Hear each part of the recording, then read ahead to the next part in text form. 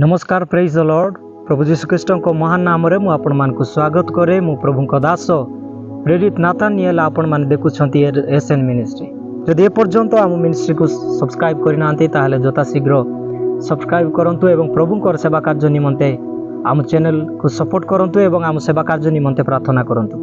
मोर प्रिय प्रभु को लोक माने आउ ए नूतन वर्ष रे मु आपण मान को विषय रे किछि कहिबा को चाहे। आम समस्ते आउ ए नूतन वर्ष रे प्रवेश करिछु। वर्तमान आम माने प्रथम मासरे आम माने पदार्पण करिछु। आम माने अनेक 2023 मसीहा गला वर्ष आम माने अनेक लोक प्रार्थना करिछु। अनेक लोक आम माने प्रार्थना जीवन रे काटिलु। अनेक विषय को प्रार्थना द्वारा माने मागिलु, किंतु अनेक विषय ए प्रकार मध्ये मागिथिलु जहा कि 2024 मसीहा रे आम माने पाइबा को जाउछु, किंतु 2023 मसीहा रे पाइनु। मोर प्रिय प्रभु को लोक माने आपण मान को जानिबा को हेबो जे आम माने आउ कौनसी ना कौनसी विषय रे माने उणा पड़ी जाइथिलु। प्रार्थना करिथिलु किंतु मिली नथिला।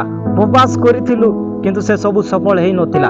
क्रंदन करिथिलु किंतु अश्रु जल पोछा जाई नथिला। अनेक थोर आम माने दुख रे थिलु। से समय रे आम मान को सहाय बा आम मान को मुख रे हस नथिला। भांगी पड़िथिलु। आम मान को उठेबा लोक केई मध्ये नथिले, किंतु मोर प्रिय प्रभु को लोक माने आज मु आपण मान को गोटे टाइप रो भाववाणी आपण मान को सम्मुख रे रखुछि। जा 2024 रे आपण को जीवन रे, आपण मानकर परिवार जीवन रे, आपण मानकर अंचल रे, आपण मानकर सेवा कार्य रे आउ एहा देखिबा को पड़िबो। जेते बेले मु प्रभु को दृष्टि रे बा प्रभु को निकट रे प्रार्थना करूथिली गला वर्ष आउ शेष मास डिसेंबर मास रे जेते बेले प्रार्थना करूथिली, पवित्र आत्मा मते केते को विषय जणाइथिले जा मु आपण मानको सहित शेयर करिबा को चाहूछि। ध्यान सहकार सुनंतु। जदि कोनोसी भावरे जदि आपण सेवा कार्य रे अछंती किबा कोनोसी भावरे आपणकर परिवार अछि, कोनोसी भावरे जने आपण जने यूथ, ताहेले ध्यान सहकारे वाक्य को सुनिबा पई मु अनुरोध करे। मोर प्रिय प्रभु को लोक माने जेते बेले आरंभ होला 2024 मसीहा आपण बहुत आनंदर सहित प्रवेश करिथिबे। आनंदर सहित प्रभु को ठारे आउ एबे मध्ये बढुछंती मु आशा करे। किंतु जेउ माने प्रभु को ठारे नाहंती, जेउ परिवार रे प्रभु को आउ विश्वासता देखा जाउ नै, एपरि अनेक परिवार आउ ए 2024 रे आउ दुख को मध्य सामना करबा को जाउछंती। मोर प्रिय प्रभु को लोक माने ध्यान सहकार सुनंतु। 2024 मसीहा रे अनेक युवक माने बा युवती माने यूथ माने आ प्रभु को निकट रे दुख भोग करिवे। प्रभु को पाई से माने क्रंदन करिवे, दुख करिवे। 2024 मसीहा रे प्रभु को आत्मा को द्वारा म आपण मान को कहबा को चाहे जे अनेक युवक युवती माने प्रभु को निकट रे थाई प्रभु को न जानी से माने दुख भोग करिवे, क्रंदन करिवे। ए प्रकार 2024 मसीहा रे घटिबा को जाउछि। एवं द्वितीय मु आपण मान को कहबा को चाहे जे जेते जण युवक भावरे सेवा कार्य रे अछंती, गोटे टाइप रो यंग आउ स्पिरिचुअल माने जो माने कि प्रचार करूछंती, सेवा कार्य रे लागि छंती, पवित्र आत्मा मते कहिले जे सेमानकर सेवा कार्य दुई गुण भावरे इंप्रूव हेबा को जाउछि। से माने नुआ नुआ चिन्ह चमत्कार सहित से माने आउ सेवा कार्य रे बढ़िबे जाकि ये 2024 मसीहा रे। एवं मु आ जेते बेले प्रार्थना कली, पवित्र आत्मा यहा मध्ये जणाइथिले जे डिसेंबर मास रे 2024 रे अनेक स्थान रे प्रभु को लोक मानकु निंदा करा जीवो आउ बिना दोष रे से मानकर ऊपर अनेक बोझ लदा जीवो। ए प्रकार घटु अछि। अनेक स्थान रे आमे जो रोग ना सुनी नथिबु, जानी नथिबु, गोटे टाइप रो बेमार कहले चले किंबा भाइरस कहले चले, ए प्रकार बेमार आउ अनेक स्थान रु आरंभ हेबो। आ एटा मध्ये परमेश्वर आपण मान को जणाइबा को कहिसंती। सेति पे आपण मान ध्यान सहकारे सुनंतु। किंतु अनेक विषय अछि, अनेक विषय रहिछि, किंतु म आपण मान को कहिबा को चाहे जे 2024 रे आपण कोन डिसाइड करिसंती, आपण को परिवार कोन डिसाइड करिसंती, कोन आपण 2024 रे आसुथुबा दुख आसुथुबा विपद आसुथुबा जो समस्या को सामना करबा को प्रभु को ठारे रही प्रार्थना जीवन सहित बढ़िबा को चाहउछंती कि कोन आपण 2024 रे 2023 रे जा पाई नांती ता 2024 रे आपण को जीवन रे घटू बोली आपण इच्छा करूछंती कि। मोर प्रिय प्रभु को लोक माने विशेष भाव रे मु आपण को कहबा को चाहे आपण को जीवन बहुत मूल्यवान अटे।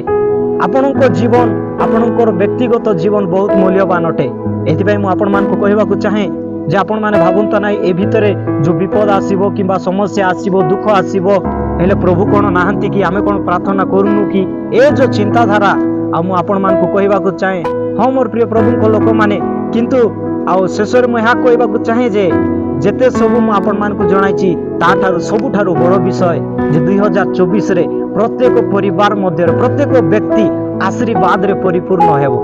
ପ୍ରଭୁଙ୍କର ଯୋଜନାରେ ପରମେଶ୍ୱରଙ୍କର ଲୋକମାନେ ବଢ଼ିବେ। ପ୍ରଭୁଙ୍କର ଆଶୀର୍ବାଦ ସେମାନଙ୍କ ଜୀବନରେ ଦେଖାଯିବ। ମୋର ପ୍ରିୟ ପ୍ରଭୁଙ୍କ ଲୋକମାନେ, ଏଥିପାଇଁ ପରମେଶ୍ୱରଙ୍କର ବାକ୍ୟ ଯାହା ମୋତେ ଜଣାଇବାକୁ ପରମେଶ୍ୱର କହିଥିଲେ ସେ ବାକ୍ୟ ମୁଁ ଆପଣମାନଙ୍କ ସମ୍ମୁଖରେ ରଖୁଛି। ଯାମାନେ ଦେଖିବୁ ଜିରିମିୟ ଭାବବାଦୀ ପୁସ୍ତକ 29 ତାର 11 ପଦ ଯଦି ଆମେ ପାଠ କରିବୁ, ସେ ଜାଗାରେ ଲେଖାଯାଏ ଯେ କାରଣ ସଦାପ୍ରଭୁ କହନ୍ତି, ତୁମମାନଙ୍କ ପକ୍ଷରେ ଆମ୍ଭେ ଯେ ସକଳ ସଂକଳ୍ପ କରିଅଛୁ ତାହା ଆମ୍ଭେ ଜାଣୁ। ତୁମମାନଙ୍କର ଅନ୍ତିମ କାଳରେ ତୁମମାନଙ୍କୁ ଭରସା ଦେବା ନିମନ୍ତେ ସେ ସବୁ ଅମଙ୍ଗଳ ନୁହେଁ, ମଙ୍ଗଳ ସଂକଳ୍ପ ଅଟେ। ମୋର ପ୍ରିୟ ପ୍ରଭୁଙ୍କ ଲୋକମାନେ, 2024 ମସିହା ପାଇଁ ପରମେଶ୍ୱର ଆପଣଙ୍କର ପାଇଁ, ଆପଣଙ୍କର ପରିବାର ପାଇଁ, ଆପଣଙ୍କର ସେବା କାର୍ଯ୍ୟ ପାଇଁ ଯାହା ଯୋଜନା କରିଛନ୍ତି ଆଉ ସେଇଟା ବେକାର ଯିବ ନାହିଁ।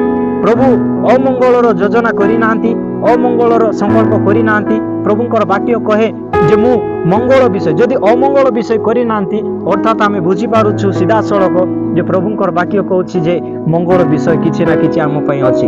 2024 ସେମାନଙ୍କ ଜୀବନରେ ମଙ୍ଗଳ ଆସିବ। 2024 ମସିହାରେ ସେମାନେ ମଙ୍ଗଳ ଦେଖିବେ ଯେଉଁମାନେ ପ୍ରଭୁଙ୍କର ସହିତ ଚାଲିବେ, ଯେଉଁମାନେ ପ୍ରଭୁଙ୍କର ଠାରେ ପ୍ରାର୍ଥନା ଜୀବନରେ ବଢ଼ିବେ, ସେମାନଙ୍କ ଜୀବନରେ ଆଶୀର୍ବାଦ ଆସିବ। ଯେଉଁ ମଣ୍ଡଳୀ ପ୍ରଭୁଙ୍କ ସହିତ ଲାଗିକି ସେବା କାର୍ଯ୍ୟ ପାଇଁ ଆଉ ଯେଉଁମାନେ ପ୍ରଭୁଙ୍କୁ ଜାଣିନାହାନ୍ତି ସେମାନଙ୍କ ପାଇଁ ବୋଝ ଉଠାଇବ, ସେମାନଙ୍କର ମଣ୍ଡଳୀ ବଢ଼ିବ 2024।